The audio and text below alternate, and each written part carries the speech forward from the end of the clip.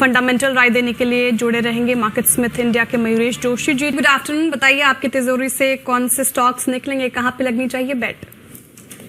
Shreya ji, afternoon Anuj ji, afternoon to everyone on the panel. तो हमें लगता है आई थिंक वेल्सपन कॉर्प इस पे हमारी नजर है। दो तीन की रीजन, एक जो नंबर्स और आंकड़े आए हैं पिछले तिमाही में ये काफी अच्छे आए हैं।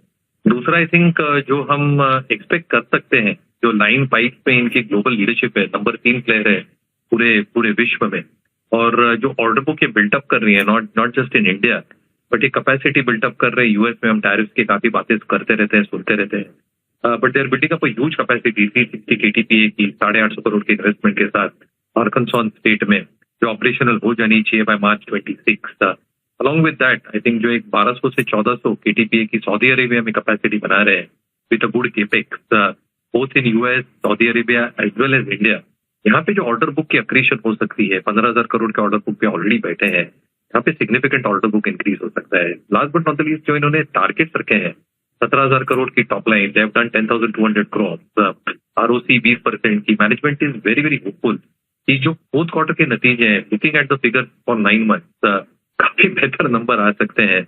Assuming that the management is very very optimistic कि टारगेट जो सेट किए हैं ये इजीली अचीव हो। बैलेंस शीट काफी स्ट्रांग है, ऑर्डर बुक काफी स्ट्रांग है, margin are very very strong as well, they are operating at 13% जो पूरे वर्ष last year they did around 10.25%। तो मुझे लगता है आई थिंक वेल्सपन कॉर्प आपके जरूर नजर और वॉचलिस्ट पे।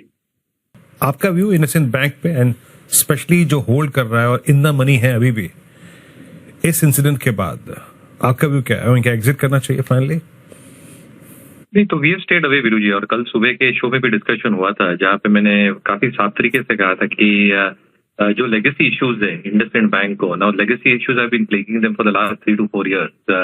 पहले डिपॉजिट ग्रोथ को लेके हुआ था, तो उसके बाद माइक्रो फाइनेंस लोन्स को लेके हुआ था, फिर MDC, और अभी ये जो डेरिवेटिव्स का हिस्सा हुआ है बैंक के साथ। हालांकि आई थिंक वैल्यूएशन के हिसाब से काफी चीप है, बट कहीं ना कहीं आई थिंक जो ट्रस्ट फैक्टर है जो अनुज जी बता रहे थे, I think for a banking industry जो सारे प्रोसेसेस रीसेट करने पड़ेंगे वापस, both internal as well as external, इसको थोड़ा समय लग सकता है। और एक बार ट्रस्ट फैक्टर टूट जाता है तो आई थिंक जो कॉन्फिडेंस वापस आना है उसको भी समय लगता है। तो even if valuation wise, value wise it is better off compare to what it was a few quarters back, a few years back.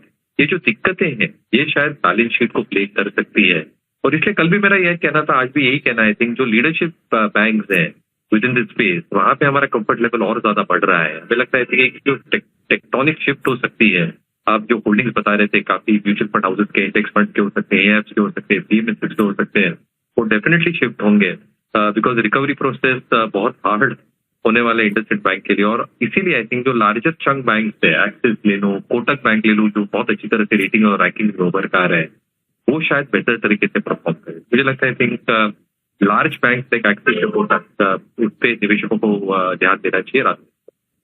Mayuresh जी बताइए आपका mid cap fund trade. So, I think not necessarily mid cap, largest mid cap या index का भी stock आप कह सकते हैं, Shriram finance.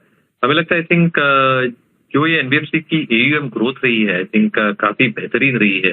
Management का यही कहना है कि AUM growth should compound at a very good pace. At the same time जो एसेट क्वालिटी के प्रेशर्स हैं ये अच्छे खासे कम होते जा रहे हैं। अलॉन्ग विद दैट अगर आप मिक्स देखें इन टर्म्स ऑफ एडवांसेस, तो large part of the mix जो पर्सनल लोन्स और गोल्ड लोन्स की तरफ है वो बहुत कम है compare to the universe. So personal loans is only around 2.6 or 3% और gold loans is around 1.5 to 1%, यानी 5% के नीचे ये दोनों सेगमेंट्स है। ये सबसे ससेप्टेबल सेगमेंट्स है जहाँ पे RBI की नजर रही है, और इसकी वजह से आई थिंक अगर आप देखते हैं जो एसेट क्वालिटी ट्रेंड्स है यहाँ पे अच्छा खासा सुधार आगे भी देखा जा सकता है।